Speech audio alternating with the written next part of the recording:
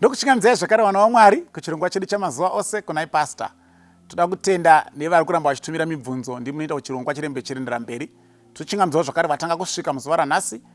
Mufaro wedu kuti munesu pachirongwa chino. Pachirongwa chino tiri kuedza kubatsirana kupindura mibvunzo yatogona kunge tiinayo inopindurika neumboo hunowanikwa mukati meBhaibheri. Saka mungadaro muine mubvunzo wenyu wamuinawo munoti Bhaibheri rinomboti kudii pamusoro penyaya iyi. Sunungukai kutitumira mubvunzo iwoyo. Tinotarisa kana watitendera tobatsirana kupindura mubvunzo iwoyo mweya achitibatsira. Pane mubvunzo wabvunzwa panapa nhasi neimwe hama yedu uri kutiwo kunhai Pastor 2 Chronicles 18 verse 18 to 21 mweya uyo ndiyani uye wakabvepi? Ndo mubvunzo wabvunzwa panapa. Tikaverenga 2 Chronicles 18 verse 18 19 20 21 pane mweya uripo Pastor. Ndiyani mweya uyo wakabva kupi? Regai tiverenge 2 Chronicles chapter 18 verse 18. Again he said, therefore hear the word of the Lord. I saw the Lord sitting upon his throne, and all the host of heaven standing on his right hand and on his left. Verse 19. And the Lord said, who shall entice Ahab, king of Israel, that he may go up and fall at Ramoth Gilead? And one spoke, saying after this manner, and another saying after this manner. Then there came out a spirit, and stood before the Lord, and said, I will entice him. And the Lord said to him, how? And he said, I will go out and be a lying spirit in the mouth of all his prophets. And the Lord said, thou shalt entice him, and thou shalt also prevail. Go out and do even so. Saka ndo pari kubvunzwa saka mweya uyu uri kunzi mweya wenhema uri kundichanonyepa. Ndoita mweya wenhema mumuromo waprofita wake wabvepi manje kudenga kauko. Ndiyani mweya iwowo? Now chekutanga chandira kutaura tikaerenga kuna zvakazarwa chapter 12 verse 7 to 9 inoti kurwa kwakawapo kudenga. Mikaeri nengirozi dzake vakarwa neshato nengirozi dzayo nevatumwa vake, asi shato nevatumwa vayo havana kukunda. Zvino shato huru yakakandirwa pasi. Iya nyoka yekare inonzi Diabolos naSatani yakakandirwa panyika pamwe chete nevatumwa vayo. Nechirungu, and that great dragon, the old serpent called the devil and Satan, was cast out together with his angels. He was cast out to the earth. Saka Satani paakapandukira hurumende yaMwari kudenga, akanga asiri ega mukupanduka ikoko. Anotori nengiro dzakawanda dzaanga afurirawo kuti dziuye kudivi rake.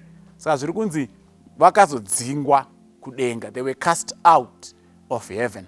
Pandoda kuti muzive kuti kubva panguva yavakaitwa cast out iyoyo, vaitenderwa kudzokera kudenga. Tinohuwana kupi umbo ihwohwo? Tinohuwana kubhuku raJobhu. Ndo rinotiudza kuti Satani aitotenderwa kudzokera zvakare pamberi paMwari. Job 1 verse 6. Now there was a day when the sons of God came to present themselves before the Lord, and Satan came also among them. And the Lord said to Satan, whence comest thou? Then Satan answered the Lord and said, from going to and fro in the earth, and from walking up and down in it. Satan uri kubva kupi? Kanzi ndabva paearth, ndafamba pairi, ndatendera ndatoona kutoti handindogona kumirira earth. And mukaramba muchiverenga conversation yakaendera mberi, Mwari akati saka wambocherechedza here Job, because Job ndiye atoziva anovenga zvakaipa akarurama paearth apa. Satani akati Job anovenga zvakaipa pasina here, anotya Mwari pasina here, handi makamisira ruzhowa here, mukamuitira favor, mukamupa mombe nevana neinini. Mwari ndokuti kuna Satani, chienda unoparadza zvese zvina Job, asi usatore upenyu hwake, because tiri kuprova zvawataura zviti chokwadi here. Saka Mwari akatotuma mweya wakaipa Satani kuti enda unodhila naJob. Ndo zviri kuitika futi pana pauya mweya wakaipa panapa uri kuti ini ndogona unofurira apo. Kanzi uchaita sei? Ndongononyepa muvaprofita wake. Kanzi correct, enda. Saka kureva kuti ngirozi dzaSatani naSatani pache zvake vaitodzokera kudenga, vachitotumwa naMwari panyika. Iwo une plan unogona kufurira, because Mwari angarova kuti Ahabhu aparare muupenzi hwake. Kanzi ndiyani watichatuma kuti anomufurira kuti aende kuRamoth Gilead kunorwa aurayiwe ikoko. Kanzi dzimwe ngirozi dzikati zvakati, dzimwe dzikati zvakati, Mwari haana kukonvinziwa. Pakazouya mweya wenhema, mweya wakaipa, ngirozi yaSatani ikati nini ndoenda? Kanzi unonoti kudii? Ndonoita nhema mumuromo yevaprofita wake, because anoda vaprofita wenhema stereki. Kanzi correct, iwewe enda uchamufurira. Zvakangoitawo Satani exactly. Chienda Satani unodhila naJob, but usauraya upenyu hwake. Mwari aitotuma mweya yakaipa kunouya chikonzeresa paearth. Saka mweya uyu hauzi mutsva, hauzi chimwe chinhu, ingori ngirozi yakapanduka pakapanduka Satani, nekuti dzaitenderwa kudzokera kudenga. Mukazoverenga Job chapter 12, kwete Job, John chapter 12 verse 31. Jesu Kristu anoti, now is the judgment of this world. Now shall the prince of this world be cast out. Saka Jesu ari kutaura akatarisana nerufu rwaaizonofa pamuchinjiko, ndo paari kuti iko zvino izvi manje muchinda wenyika inoyi ari Satani akuchinonyatsodzingwa zvachose. Saka pekutanga he was cast out but aitenderwa kudzokera kudenga. Apa Jesu paakazonofamba muchinjiko, he was now totally shut out and cast out.